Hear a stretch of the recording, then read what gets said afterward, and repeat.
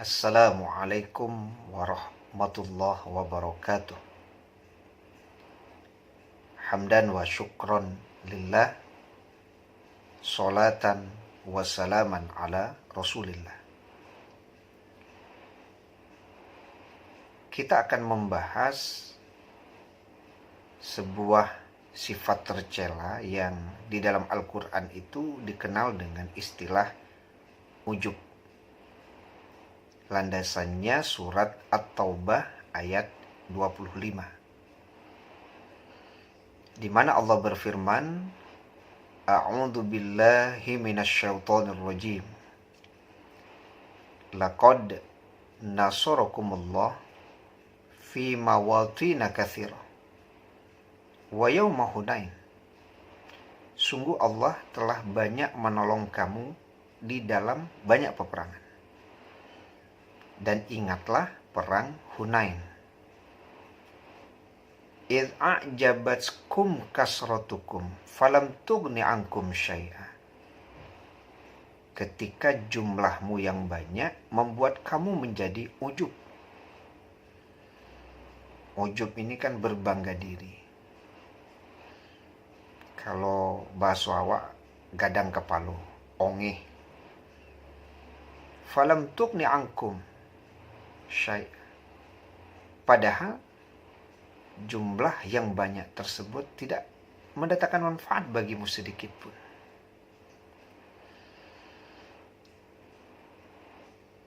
Ini berkaitan dengan peristiwa perang Hunain, di mana jumlah umat Islam pada waktu itu 12.000. Sementara orang kafir itu jumlahnya 4.000. Jadi jumlah yang banyak itu membuat para sahabat itu merasa punya kelebihan dari segi jumlah. Tapi kemudian kan muncul kalimat bahwa kita tidak akan bisa dikalahkan dengan jumlah yang banyak ini. Jadi ada bahasa ujub dan mengecilkan orang lain. Ternyata jumlah yang 12.000 itu dipukul mundur oleh jumlah 4.000. Padahal kan 3 kali lipatnya. Persenjataan cukup, jumlah banyak. Tapi kenapa kemudian bisa dipukul mundur? Tidak lain dan tidak bukan, ini dengan sebab ujub. Dan Allah tidak suka ujub itu.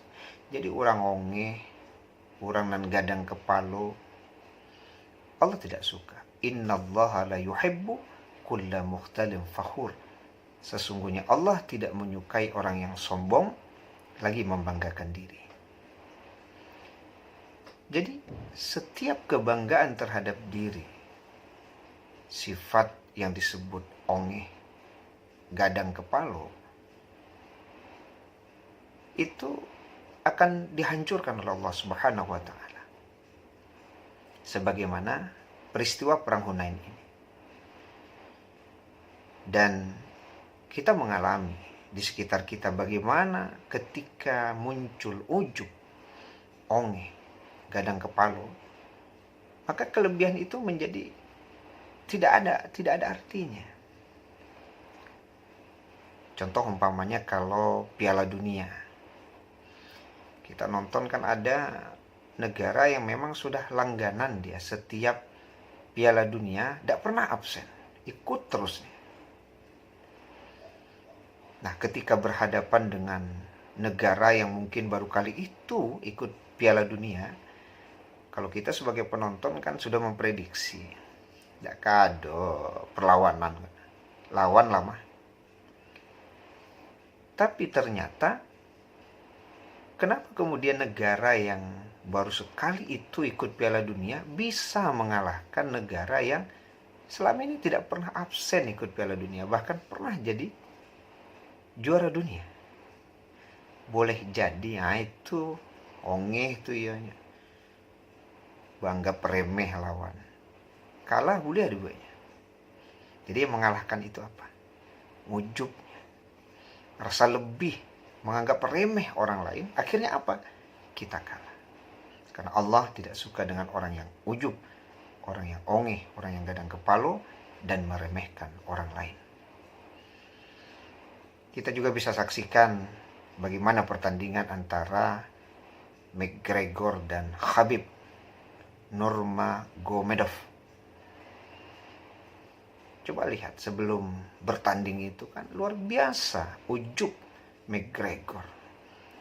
Memandang remeh, memandang kecil Khabib. Bahkan sampai menghina. Itu sebelum bertanding. Tapi setelah bertanding bagaimana? Tidak melawan McGregor. Tidak melawan. Itu nanongi. Ya, mengecilkan orang. Jadi ayat ini mengajarkan kepada kita agar kita jangan bersifat ujub. Jangan nongeh. Jangan gadang kepala. Walaupun kita memiliki kelebihan. Karena kelebihan yang Allah berikan kepada kita itu wajib kita syukuri. Tapi tidak kemudian mengecilkan orang lain. Nah, itu yang diajarkan oleh orang-orang alim kita. Supaya tidak ongeh, supaya tidak gadang kepala. Kalau engkau melihat orang yang lebih kecil daripada engkau, pandanglah bahwa dosanya lebih sedikit daripada engkau. Tapi kalau engkau melihat orang yang lebih tua daripada engkau, pandanglah bahwa pahalanya lebih banyak daripada engkau. Atau ibadahnya lebih banyak daripada engkau. Kalau berbicara tentang dosa, pandanglah dosa kita itu banyak walaupun sedikit. Kalau berbicara tentang ibadah, pandanglah ibadah kita sedikit walaupun banyak. Kalau kemudian kita diberi Allah keberlimpahan harta materi, pandanglah bahwa itu adalah amanah yang Allah berikan kepada kita.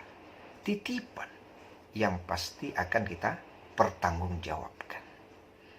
Samalah ketika Buya Hamka didatangi oleh tamu. Buya, rumah Buya ini bagus sekali. Tapi apa jawaban Buya Hamka? Tuan, rumah ini bukan rumah saya. Rumah ini titipan Allah kepada saya. Suatu saat boleh jadi saya yang meninggalkan rumah ini. Atau rumah ini yang meninggalkan saya. Jadi ketika seseorang memiliki kelebihan, dia tidak akan jatuh kepada ujub, kepada ongeh, kepada gadang kepala. Ditambah dia meyakini bahwa setiap sesuatu itu kan pasti punya kelebihan. Likulli syai'in maziyah. Setiap sesuatu pasti punya kelebihan. Sehingga dia tidak menganggap remeh orang lain. Sebagaimana orang Minang berkata, urang buto pambuih lasung. Urang paka pamatui badia. Urang lumpuh pangajui ayam. Jadi mereka punya sisi kekurangan, tapi di balik kekurangan itu mereka punya kelebihan. Kita mungkin melihat ada orang yang pendek dia. Tapi jangan salah, larinya kencang. Ada orang yang mungkin kulitnya hitam, tapi jangan salah, tenaganya kuat.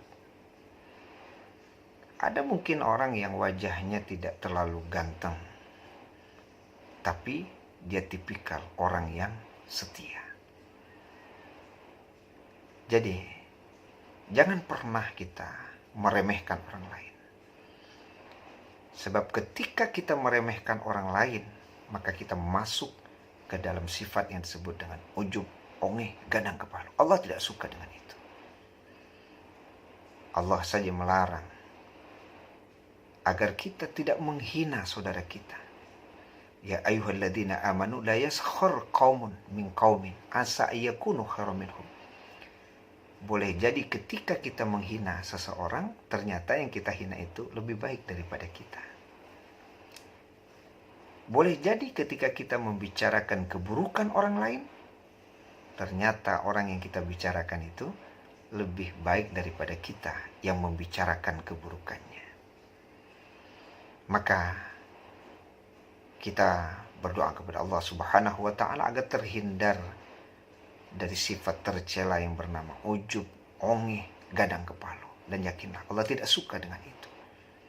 Allah akan hancurkan, Allah akan binasakan orang-orang yang ongeh, orang-orang yang gadang kepala.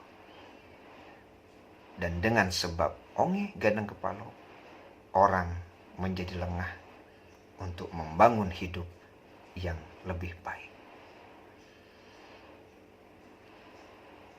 Fa'tabiru ya ulil absar la'allakum tuflihun. Wallahu a'lam bissawab.